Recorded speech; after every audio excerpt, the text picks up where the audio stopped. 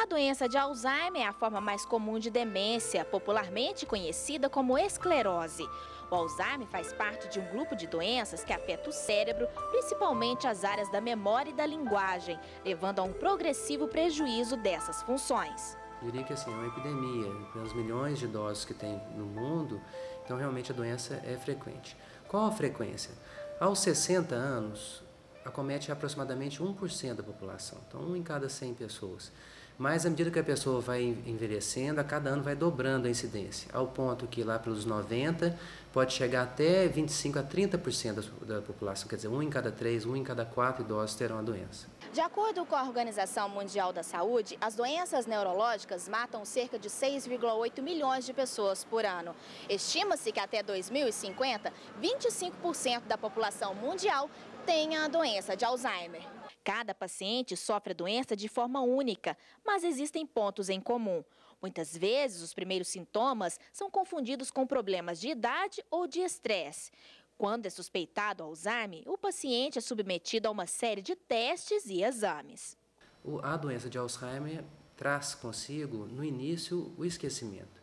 Mas é um esquecimento mais intenso. Não é um esquecimento simples. Eu esqueci a chave na porta, sabe que eu estou com Alzheimer? Mas se eu esqueço para que serve a chave, aí a gente já começa a preocupar.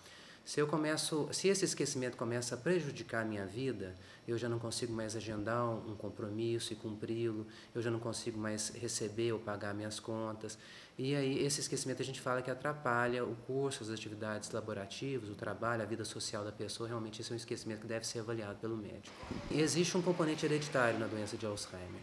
Já foram mapeados alguns com um mapeamento cromossômico, né, que é o avanço da nossa década, da década passada, já sabemos quais são os cromossomos que estão relacionados.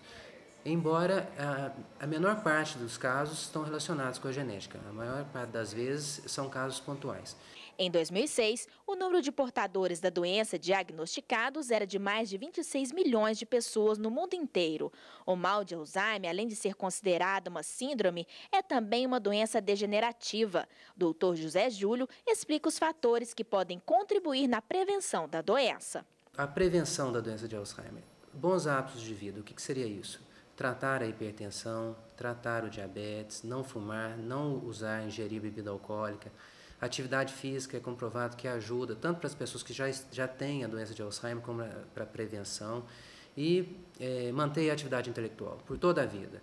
Nós sabemos que as pessoas que têm um nível intelectual ao longo da juventude mais alto têm uma chance um pouco menor de desenvolver a doença, e aquelas pessoas já que entraram na terceira idade que mantêm uma atividade intelectual também podem se prevenir. Leandro é farmacêutico e recentemente defendeu sua pós-graduação em farmacologia pelo Departamento de Medicina Veterinária da UFLA. Seu trabalho teve como título Doença de Alzheimer, Farmacoterapia e Perspectivas. Esse trabalho foi uma revisão bibliográfica que a gente fez, rigorosa, onde a gente traçou um panorama da doença de Alzheimer relativa à farmacoterapia, ou seja, o tratamento medicamentoso da doença de Alzheimer, e também quais são as perspectivas, tanto para o desenvolvimento de novos fármacos, como para elucidar os mecanismos de como é desencadeada a doença de Alzheimer.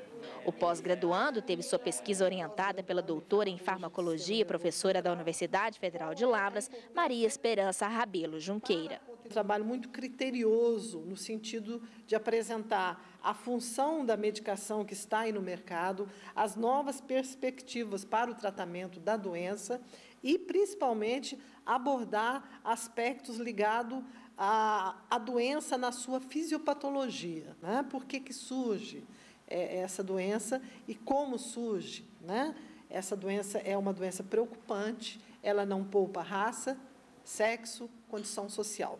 Para Leandro, o resultado da pesquisa lhe proporcionou mais conhecimento sobre a doença, o que facilita o tratamento das pessoas portadoras desta síndrome. Então, esse trabalho serviu para a difusão de conhecimentos a respeito da doença de Alzheimer.